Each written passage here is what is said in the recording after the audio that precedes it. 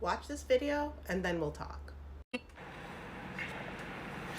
So, about to be a newly single mom, and I am in the middle of a divorce.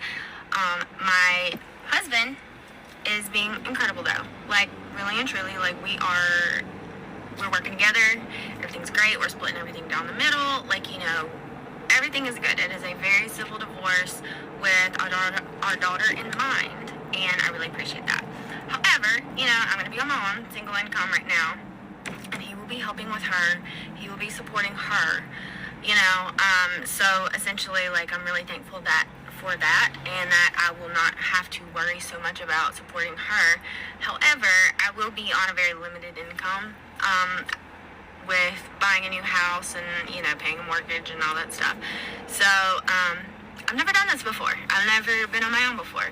So if you have any tips, saving money, making money, anything like that, like, I would really appreciate it. Like, you know, coffee at home, you know, I take caffeine pills, I do my own hair, nails, everything. Like, I do all that. So yeah, if you just have any tips, like, I would really appreciate it, because, like, I'm a little scared right now. That was Jennifer Sheffield. On December 28th of 2024, she was killed in a murder-suicide by her husband. She leaves behind her dog and her child. Yes, that same husband that she was talking about going through an amicable divorce with was the one that killed her just after Christmas and just before New Year's, smack in the middle of the holidays, and now their child, is an orphan. I've read some articles that say that there's another child. I think that the husband had another child. So basically, there's either one or two incredibly traumatized children that are around right now. Alive, so much therapy is going to be needed.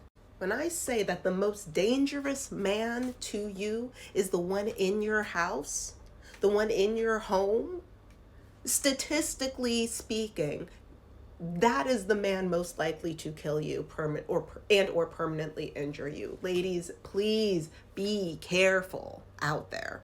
Now I'm going to read from my handy dandy from this. She thought that they shared the same level of humanity. She assumed, oh, I will treat you like a human. You will treat me like a human. Yes, we were in love. Yes, things aren't working out. We're going to go our side. But human to human, okay, we can navigate this hard thing together. She assumed that, and this is not a victim blamey thing at all, right? As somebody, when we are dealing with men, they are live bombs. They are actively ticking. And it's not like a cute little like firework that's just gonna go like boop, like one of those handheld sprinklers that people use, or sparklers that people use for New Year's. No. We're talking atomic level. And when I say atomic level, I mean they could take you out, they could take the family out. We've seen time and time again where instead of just like asking for a divorce, a man will just come home and kill the entire family. Sometimes dog included. Like, an active bomb that is ready to go nuclear at any given point. So if you're not a bomb expert, the best thing to do is to step away. Now, this is coming from somebody who, if you've been following my recent chaos, I happened to be around an active bomb, and then I got drugged. And then the hospital wouldn't pay for the bill so that way I could figure out what I was drugged with. So yeah, I'd like to consider myself pretty focused, but I guess there were a couple seconds where I was just, you know, it was New Year's, just talking to a friend, whatever. All it takes is a couple seconds for it to go nuclear. Why am I bringing this up? I'm bringing this up because I'm going to share a little bit about Jennifer that I haven't seen talked about in articles or in the news, okay? So Jennifer was studying for the MCATs. Jennifer promised herself that she was going to go to one of the top level med schools by the end of 2024, that she was going to get accepted into one of the top med schools. Those were things that she was actually actively working on. She also loved home goods and TJ Maxx. As a TJ Maxx girly, Marshall's TJ Maxx, sign me up any day of the week. She had so many hauls. She loved organizing. She loved herself some home goods. I think she had like a couple of videos. She was just like, oh my God, look at what I got. right? She also has had a dog named Bruce. Bruce was an older dog. I think he was like a Pomeranian, but he was like a dark-haired Pomeranian. Bruce and her were like two peas in a pod. He peed in her shoes a couple of times, as a little menace of a dog would, right? She also had a greenhouse that she built from scratch in her backyard. This is a human being. This is a fully rounded person that is not that different from you and me. And this was her reality. And when I say that these men are bombs, I don't just mean like, oh, if they're in your immediate family. There's friendly fire that happens at all times. A man enters into a rage because a young man enters into a rage because somebody didn't want to go to prom with him, and he goes into school, and now all of a sudden you've lost your daughter. When I say that it's not about blaming the victim, it's that they will kill you. And we are seeing it on a day-to-day basis. And for the sake of what I'm about to read from here, let's assume that there are at least two children. Definitely one, possibly another child involved also. Murder-suicide is one of the most cowardly ways to call it quits. It is a legacy of destruction. Because not only is this somebody that could not process their big feelings enough to have a conversation that they gotta end you, but it also ends the conversation for your family and their family, because they're like, I don't wanna talk. These big feelings are too big and scary, and I don't want to be held accountable. So I'm gonna take myself out. And guess what? Now there's kids. Now that a legacy of destruction. Now I don't know. I don't personally know Jennifer. I don't know if she's always wanted to be a mom, or if she is one of the countless women that were convinced into becoming a mom by these men that wanted to have a legacy, right?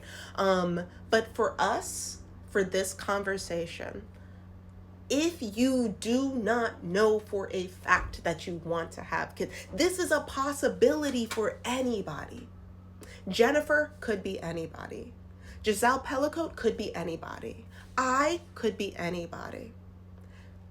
I don't want kids.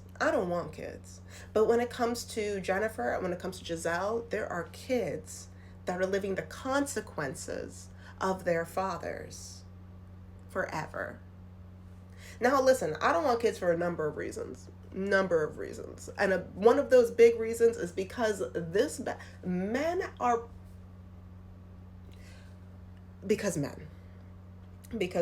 I'm not putting my body, my life at risk when these are supposed to be my partners. These are supposed to be people that are supposed to like help raise fully functional members of society. These are two legacies of destruction because of these men. I am not blaming these women for picking these men. The amount of lies that we are fed on a consistent basis. How are they supposed to know? How are you supposed to just assume, oh yeah, that husband, the love of my life, the person, oh yeah, he could murder me. A lot of times you say it like as a joke, oh my gosh, murder. It's real. It's real. And it's not as far away from us as a lot of us think. So please be careful out there. Ladies, especially if you are in the United States, if you're not feeling 157% into whatever relationship you're in, please get out before this administration comes in, and you might not be able to. Okay?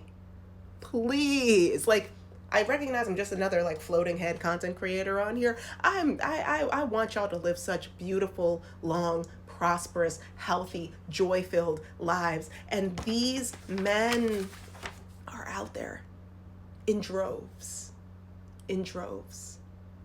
My God, please be safe out there.